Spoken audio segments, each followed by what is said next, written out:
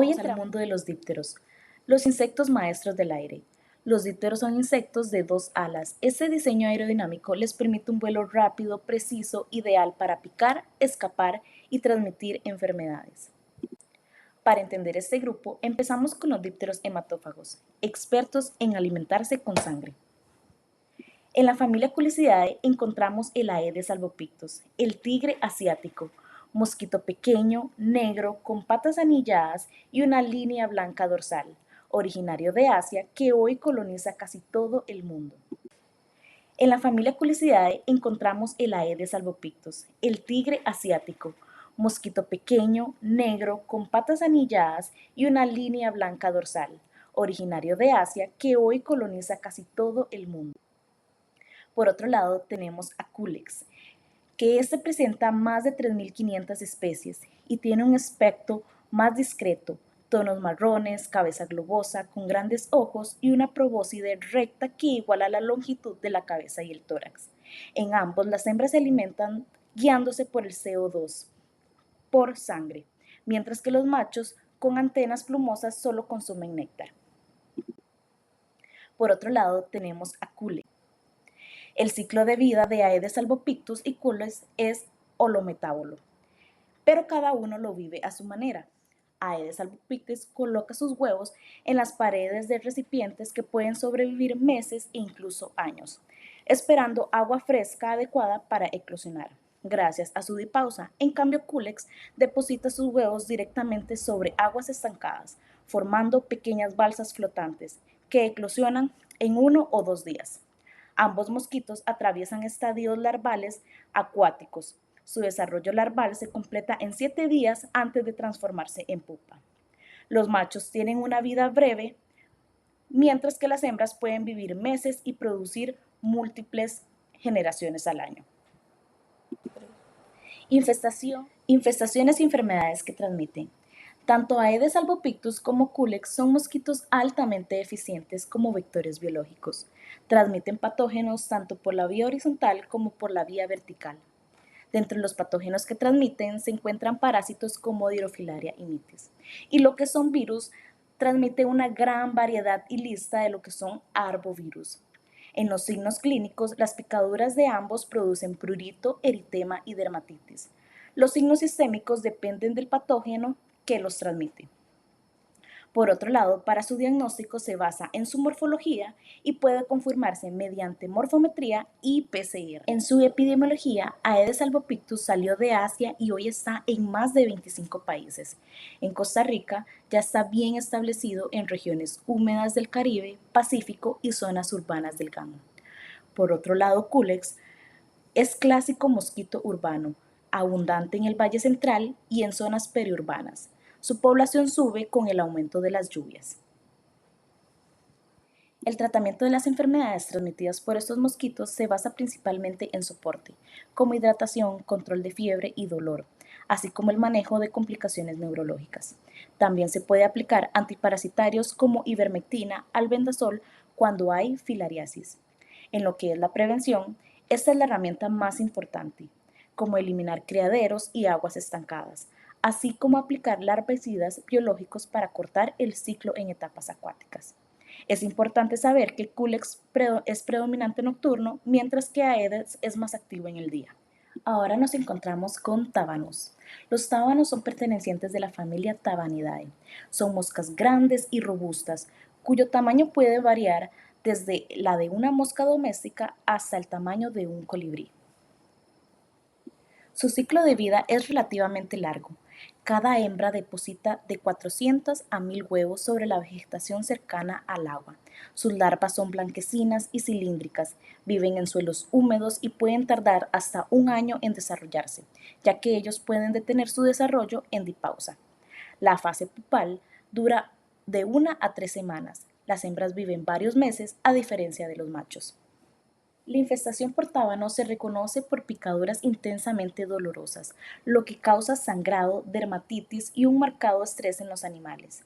Su hábito de realizar picaduras múltiples e incompletas los convierte en vectores mecánicos muy eficientes, ya que pueden transferir sangre contaminada entre hospedadores en cuestión de segundos.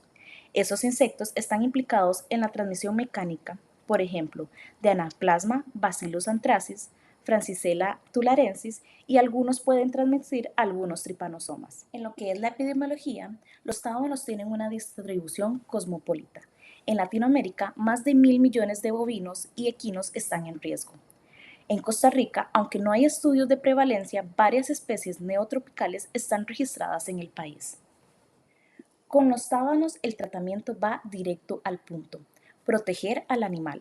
Como las larvas viven ocultas en el barro y en materia orgánica, el control real se hace sobre el adulto. En el campo se usa permetrina o cipermetrina para reducir las picaduras. ¿Y el control? Bueno, este es un poco más complicado. Los tábanos vuelan rápido y se mueven mucho y evaden casi todo. Aún así, funcionan las trampas y los repelentes volátiles. Haematopia irritans, la famosa mosca de los cuernos, vive prácticamente toda su vida sobre el bovino, el cual es su hospedador definitivo. Puede presentar hospederos atípicos como los equinos. Posee 4 milímetros de tórax negro con 4 bandas y un aparato suctor picador. La mosca vive en el animal. Después de aparearse, la hembra vuela al estiércol fresco, pone sus huevos y en 24 horas empiezan a eclosionar. Ahí mismo se desarrolla la larva L3. Luego forman la pupa y tras una semana emerge el adulto, que vuelve al bovino para completar su ciclo. ¿Y cuándo hablamos de infestación? Cuando un animal supera las 200 moscas, un nivel que ya causa estrés, pérdida de peso y baja en la producción. En cuanto a sus signos clínicos, se alimenta entre 20 a 38 veces al día, elevando el cortisol y causando pérdida de sangre, que esto genera lesiones de alopecia con dermatitis en el lomo y en la escápula. En su epidemiología, en Costa Rica no existen registros oficiales sobre la prevalencia de Haematopia irritans, pero sabemos que sí está presente. En América su población aumenta notablemente en verano, ya que esto favorece la reproducción de la especie. Respecto a las pérdidas económicas, tenemos que genera una disminución en la ganancia de peso y leche. Las enfermedades que transmite la hematobia no solo son molestas, sino que también pueden actuar como un vector mecánico y se ha asociado con la transmisión de muchos hemoparásitos. Ahora conozcamos a Stomoxys calcitrans, la famosa mosca de los establos. Esta especialista no discrimina entre bovinos, equinos, cerdos o caprinos, incluso hasta perros. Se concentra donde los animales descansan y encuentran el material orgánico en descomposición acumulado, el lugar perfecto para reproducirse. Sus picaduras no son simples molestias, dejan microheridas y costras. En su ciclo de vida, cada hembra pone 1.000 huevos sobre materia orgánica húmeda. Los huevos eclosionan en 1 o 2 días. Las larvas se alimentan enterradas entre 10 a 13 días y luego buscan zonas secas para pupar. Por otra parte, la pupa dura de 4 a 20 días y puede entrar en dipausa en climas templados. En cuanto a los signos clínicos, el daño es visible y doloroso. El estrés constante altera la alimentación y producción.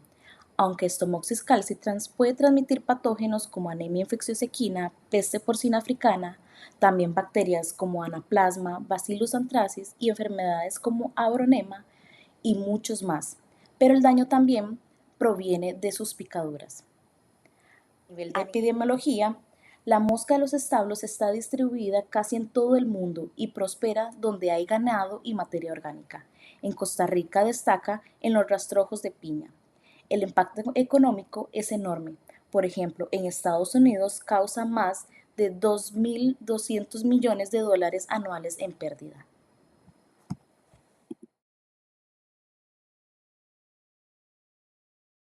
Para identificar dípteros hematófagos combinamos la observación de taxonomía con el análisis del huésped, con lupas estereoscópicas y microscopios.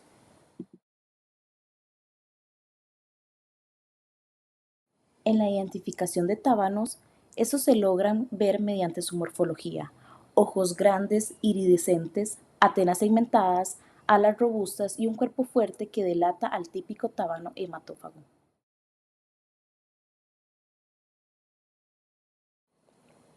En Haematobia irritant, su identificación se realiza mediante la observación de taxonomía y análisis del huésped. Por ejemplo, en Haematobia, conocida como la mosca de los cuernos, es similar a Stomopsis, pero esta es más pequeña.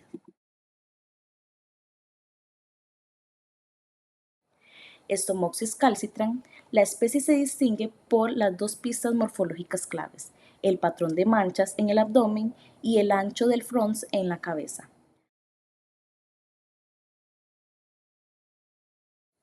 Ahora pasamos a los dípteros que no solo pican, sino que usan tejido vivo para desarrollar sus larvas. Dentro de ellos, las más importantes son las miasis obligatorias, parásitos que necesitan alimentarse de tejido vivo. Y aquí un protagonista, Cocholomilla omnivórax, el gusano barrenador o bien devoradora de ojos. Este parásito es de notificación obligatoria en la mayoría de los países. Afecta a animales de sangre caliente, convirtiéndose en un riesgo para la salud pública. La hembra adulta busca cualquier herida y deposita cientos de huevos, generando necrosis y destrucción progresiva del tejido.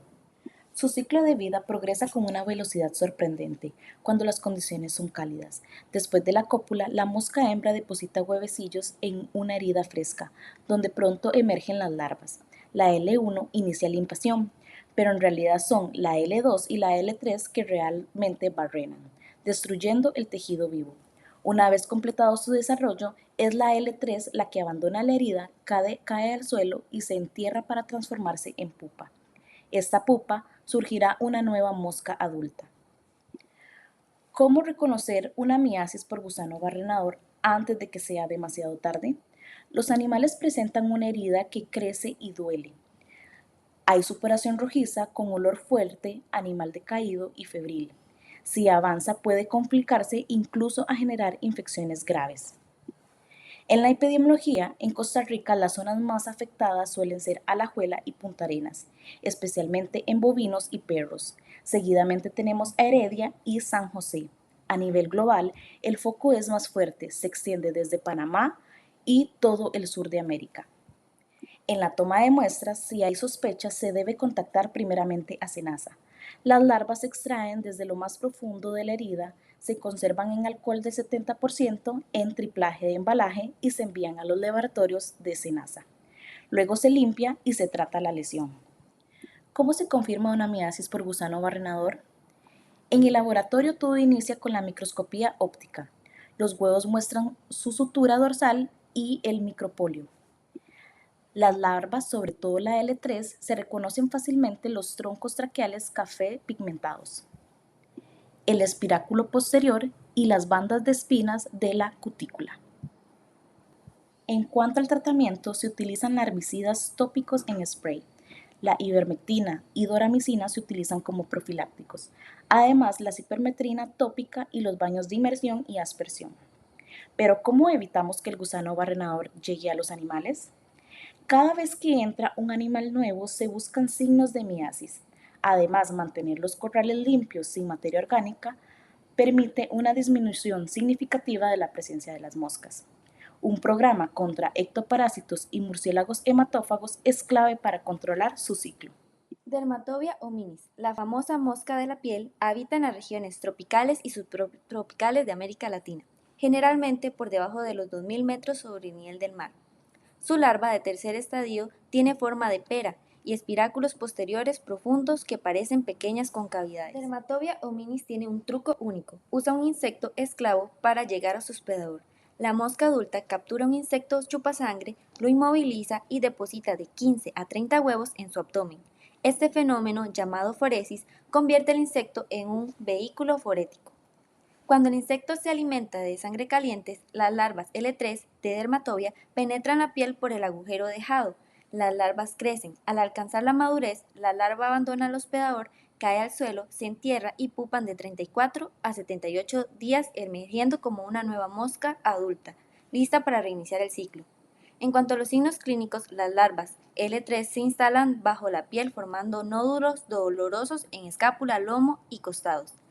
A medida que se alimentan, provocan inflamación y secreciones, que pueden atraer a otros insectos. En cuanto a la epidemiología mundial y a nivel país, se distribuye de México a Argentina, afectando ganado, perros y humanos. En Brasil causa pérdidas millonarias en cueros.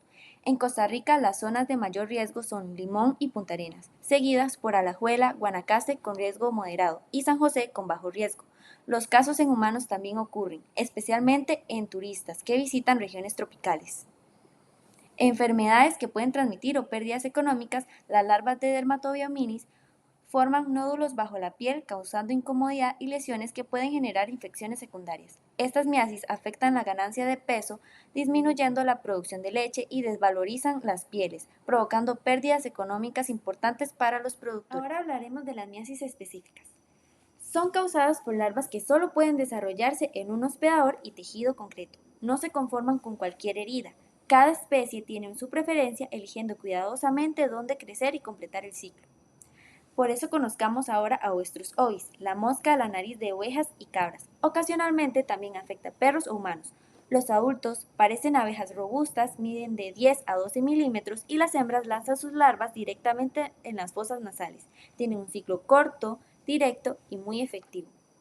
En cuanto a la descripción de la infestación, las moscas adultas depositan las L1 directamente en las fosas nasales de ovejas y cabras. Estas larvas avanzan por los pasajes nasales y senos frontales, alimentándose de las secreciones y desarrollándose de L2 a L3. Al alcanzar L3, los estornudos del hospedador las expulsan al suelo donde se entierran, puparán y emergerán como moscas adultas. En cuanto a sus signos clínicos, las ovejas y cabras infestadas muestran moco y sangre en las narices, estornudos, sacudidas de cabeza y prurito. En casos graves, las larvas pueden afectar los senos frontales causando problemas neurológicos. En cuanto a su epidemiología, Oestrus ovis es muy común en ovejas y cabras de Latinoamérica, sobre todo en zonas cálidas y semiáridas. En cabras los valores suelen ser algo menores, pero en general entre el 30 y 80% de los animales pueden verse afectados según la región y las condiciones de manejo. En cuanto a las enfermedades o pérdidas económicas, la infestación por Oestrus ovis causa pérdidas significativas en ovejas y cabras, hasta 5 kilogramos de carne, 500 gramos de lana y más del 10% de leche pueden perderse. Continuamos con Cuterebra, moscas cuyas larvas son parásitas obligadas. Prefieren roedores y conejos, pero a veces también infestan perros, gatos, monos aulladores e incluso humanos causando miasis furuncular. Los adultos son raramente vistos, parecen abejorros. Las larvas de Cuterebra se reconocen mejor en su tercer estadio. Suelen ser grandes, pardo oscuro a negro y cubiertas de espinas negras. En cuanto a la descripción de la infestación, Cuterebra presenta una metamorfosis completa: huevo, larva, pupa y adulto. Todo inicia cuando la hembra coloca sus huevos cerca de las madrigueras, senderos o pastos frecuentados por sus hospedadores. De los huevos emergen las larvas de primer estadio que suben por el pelaje y penetran por aberturas naturales o pequeñas heridas. De allí pasan por los segundos y terceros estadios, creciendo bajo la piel, y forman un nódulo con un poro respiratorio. Una vez maduras, las larvas emergen y caen al suelo, se entierran para pupar, donde gracias a la diapausa pueden esperar antes de transformarse en moscas adultas. En cuanto a los signos clínicos, aparecen nódulos subcutáneos con un poro central que respira, rodeado de enrojecimiento o pus. Los gatos se acicalan sin descanso y las lesiones a veces parecen abscesos, pero algunas larvas migran a ojos, nariz o incluso el cerebro. En cuanto a las enfermedades de relevancia clínica, las larvas de Cuterebra suelen ser benignas en perros, gatos y sus hospedadores naturales. Sin embargo, a veces se vuelven traviesas y pueden migrar a tejidos profundos o causar infecciones secundarias. En cuanto a la epidemiología mundial y a nivel país, Cuterebra, la mosca parásita de los mamíferos, se encuentra solo en América, desde Canadá hasta Sudamérica. En Costa Rica se han detectado larvas en animales silvestres del Parque Nacional Corcovado. En cuanto al tratamiento, para eliminar Cuterebra, la clave es extraer la larva sin romperla. Se abre suavemente el poro y a veces se aplica vaselina para que salga sola. Luego se limpia bien la herida y se deja cicatrizar. En casos graves, cuando migran a tejidos delicados, se usan medicamentos bajo control veterinario. Las larvas jóvenes en el pelaje pueden eliminarse con ectoparasiticidas tópicos. En cuanto a su prevención, dado que Cuterebra aprovecha ambientes donde viven roedores y conejos, la prevención se centra en limitar el acceso de perros y gatos a estas zonas. Y en cuanto a los gatos, reducir la caza. Seguimos con Gasterophilus, las moscas gástricas de los equidos. Adulto con aspecto de abeja, que no se alimenta y viven poco. Su misión es poner huevos estratégicamente en caballos, mulas, burros y otros equinos. De los huevos emergen las larvas espinosas con ganchos bucales. El tercer estadio larvario permite distinguir entre especies. En cuanto a lo que es Gasterophilus nasalis, las larvas son amarillentas con una fila de espinas por segmento. Y en cuanto a Gasterophilus intestinalis, presenta larvas rojizas con espinas gruesas y roma. En cuanto al ciclo de vida, las moscas de Gasterophilus depositan sus huevos en lugares específicos del pelaje. Al sentir el calor del aliento, las larvas emergen y migran según la especie. Gasterophilus intestinalis se adhiere al labio y lengua, donde forman túneles y luego llegan al estómago, donde permanecen hasta 12 meses antes de desprenderse y pupar en el suelo. Gasterophilus nasalis se mueve por labios, lengua y cavidad nasal, avanzando hasta el duodeno proximal. En cuanto a los signos clínicos, primero se instalan en boca y lengua causando inflamación y dolor que dificulta el masticar. Luego migran al estómago provocando úlceras y trastornos digestivos.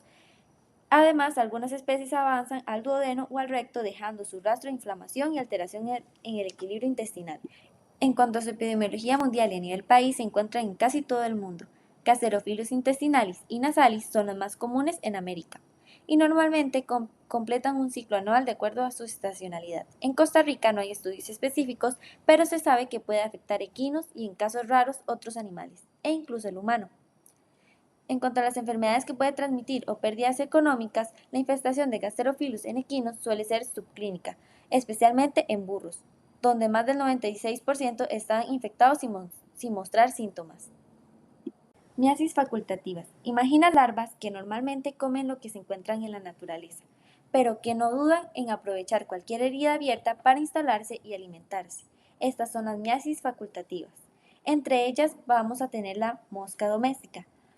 Aunque parezca inofensiva, es vector de numerosos patógenos y su enorme capacidad de reproducción y adaptación la convierte en un verdadero experto en sobrevivir y multiplicarse. En su ciclo de vida todo inicia cuando la hembra ovoposita. De los huevos emergen larvas que pasan por 3 estadios. Se alimentan, crecen y luego migran al suelo para su pupación. Después emergen como moscas adultas listas para alimentarse, reproducirse y reiniciar el ciclo. Entre sus signos clínicos, los animales en su presencia constante genera estrés, reduce el consumo de alimento y provoca pérdida de peso y disminuye la producción de leche y huevos. En aves, incluso los huevos pueden presentar manchas fecales por contaminación. Enfermedades e impacto económico. La mosca doméstica no solo es una molestia, es una amenaza sanitaria. Puede transportar patógenos que causan disentería amebiana, shigelosis, salmonelosis, cólera, entre otros. En cuanto a su epidemiología, la mosca doméstica está presente en todo el mundo y en Costa Rica abunda en zonas urbanas y agropecuarias, especialmente en establos, lecherías, con estiércol y residuos orgánicos. Identificación de moscas. Cuando ocurre miasis, el primer paso es remover las larvas.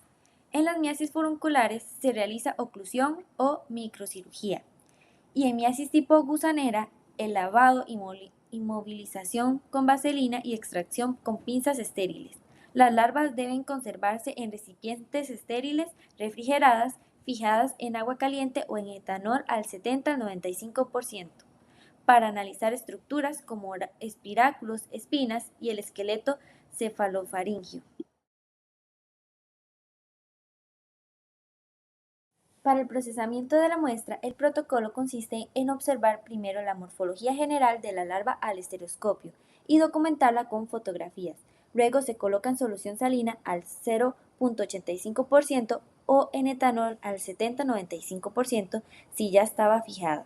Se realiza un corte transversal para separar las regiones anterior, media y posterior y se retira el contenido interno hasta dejar únicamente la cutícula. Posteriormente, la muestra se monta en medio Hoyer o en el lactofenol claro entre porta y cubreobjeto. Y finalmente se examina con un objetivo del 10 y 40X para identificar los rasgos diagnósticos. Dermatobia hominis. Observamos la larva en estadio L3 de Dermatobia hominis. Se distingue claramente las filas de espinas indicadas por las flechas azules.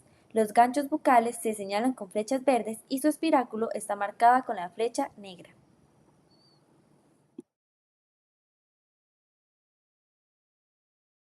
Cuterebra baeri. En estas imágenes C y D muestran las vistas dorsal y ventral de la morfología externa de Cuterebra baeri, respectivamente.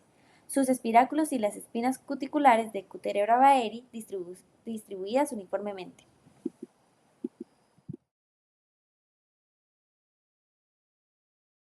Oestrus ovis, larva de tercer estadio, parte anterior con ganchos bucales y espinas, parte posterior con espiráculos cerrados en forma de D y la vista dorsal de una larva de tercer estadio.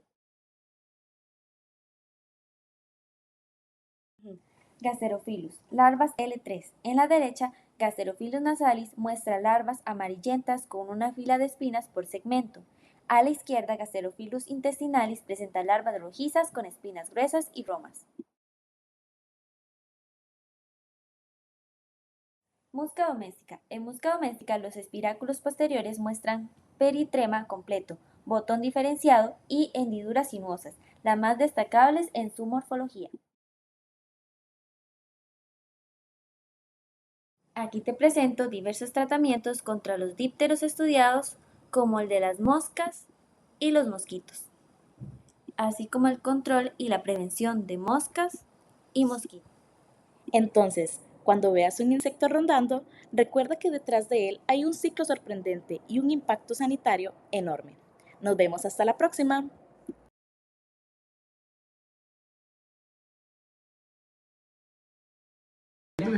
Fuerte, luego lo cortamos.